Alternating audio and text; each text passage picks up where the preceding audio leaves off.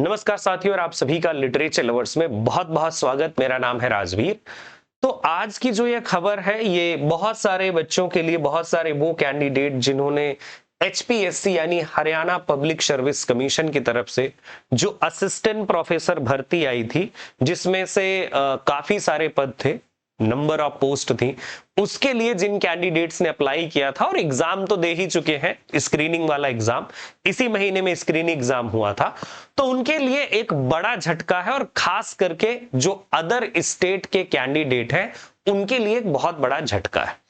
झटका यह है, यहां पर समझ लीजिए, बहुत बड़ी दुख की बात यहां पर यह है कि ये नोटिस आया हुआ है, और ये नोटिस में आप डेट चाहें तो देख लीजिए, इसमें डेट जरूर मेंशन होगी, ये नीचे मेंशन है, ये देख लीजिए, डेट यहां पर मेंशन है। और इस नोटिफिकेशन के अकॉर्डिंग सिंपल सी बात यह है कि वो कैंडिडेट, यहां पर मैं आपको बता देता हूं कि जैसे नेट क्वालिफाई करते हो आप लोग, तो जब आप नेट क्वालिफाई करते हैं तो जैसे आप कहीं के भी हो, ऑल ओवर इंडिया, तो ओबीसी, अगर आप ओबीसी हैं तो ओबीसी में डालोगे, जनरल हो क्योंकि तो जनरल कैटेगरी में डालोगे, है ना। और उनमें से बहुत सारे कैंडिडेट्स की अच्छी मेरिट आती है, किसी की ज्यादा मेरिट नहीं आती। अब ओबीसी की कम जाएगी, एससी की कम जाएगी, है ना, और जनरल कैटेगरी की मेरिट ज्यादा जाएगी। तो यहां ओवरऑल बात आती क्या है? ओवरऑल बात यह है कि अदर स्टेट के कैंडिडेट्स जो एससी एसटी या ओबीसी हैं, उन कैंडिडेट्स के बारे में बात हो रही है। जो एससी एसटी कैंडिडेट्स हैं उनके बारे में बात हो रही है, ओबीसी कैंडिडेट्स। तो जैसे उन्होंने नेट तो क्वालिफाई कर लिया, फिर उन्होंने एचपीएससी का ये फॉर्म भी भर दिया, लेकिन अब एक नई शर्त ये है कि फॉर्म तो भर दिए हो, लेकिन क्या नेट भी जनरल कैटेगरी का क्वालिफाई करे हो? इसका क्या मतलब है? मान लीजिए जनरल की मेरिट गई थी 60 और आपकी मेरिट जो थी वो थी 56। आप जो है ओबीसी में नेट क्वालिफाइड थे, लेकिन आप जनरल में तो नहीं क्वालिफाई होंगे। अब इनका कहना है कि आप अगर इस स्कोर पर हैं तभी आप एचपीएससी असिस्टेंट प्रोफेसरशिप के लिए वैलिड हैं, क्योंकि आप दूसरे स्टेट से हैं और आपका जो नेट है वो जनरल कैटेगरी में होना चाहिए। आपको सर्टिफिकेट अपलोड करने के लिए वहां पर कहा गया था, तो आपने सर्टिफिकेट अपलोड करा था।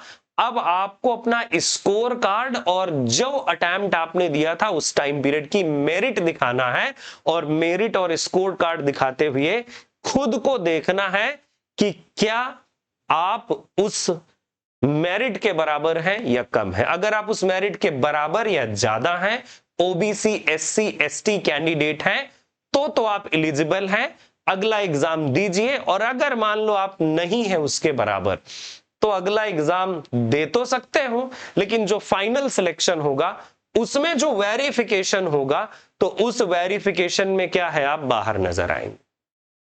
ये देखिए लिखा हुआ है यहां पर, the eligibility of candidate from other state as well as reserved category candidate of Haryana state who are coming within the qualifying zone in general category, यानी जो लोग जनरल कैटेगरी में क्वालिफाई कर रहे हैं, ओबीसी एससी एसटी जो लोग qualify कर रहे हैं, है ना, on their own merit has to be checked as per with the UR general category candidates, and before considering their candidature, उनको हम qualify करें in UR और general category, therefore all such candidates are inquire to produce or submit net certificate as claimed and uploaded by them।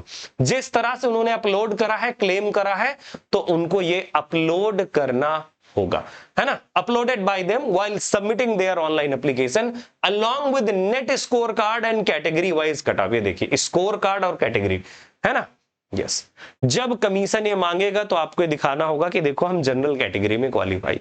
अगर आप ये कर पाए तो आप सक्सेसफुल रहेंगे, मतलब अगर आपका स्कोर है तो आप कर पाओगे, स्कोर नहीं है तो आप बाहर हैं। कुल मिलाकर के जो बाहरी जो भी अदर स्टेट कैंडिडेट्स हैं उनका नुकसान होगा। और सबसे बड़े नुकसान की बात यहां पर आती है कि समय का लॉस। अगर यही बात नोटिफिकेशन में होती तो आज किसी भी कैंडिडेट को यह दुख नहीं होता कि भाई ये क्या हो गया, वो क्या हो गया।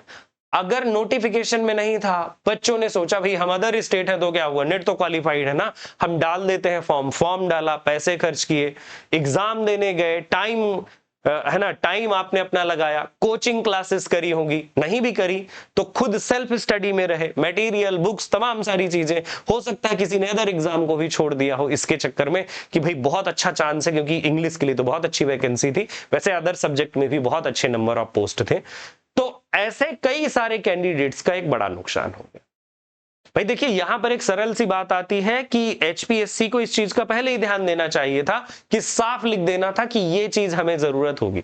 अगर वो कैंडिडेट ये चीज फुलफिल कर रहा है, नेट इन जनरल कैटेगरी, मतलब लिख देते कि the candidate who have already qualified net under general category or their merit is equal to general category, then only they can apply for HPSC assistant professor।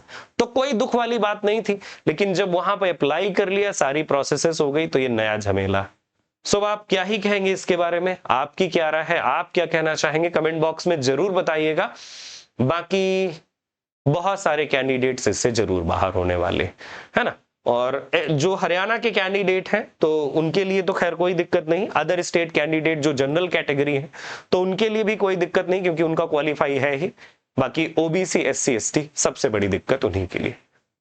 Thank you so much मेरे साथ tune रहने के लिए। फिर से मिलूंगा मैं अगले वीडियोस में और देखते हैं क्या कुछ चेंजेस होते हैं। अगर कोई इसके रिगार्डिंग अपडेट आती है तो मैं जरूर आपको इसी चैनल के थ्रू दूंगा। धन्यवाद। जय हिंद, जय भारत। अपना ख्याल रखिएगा।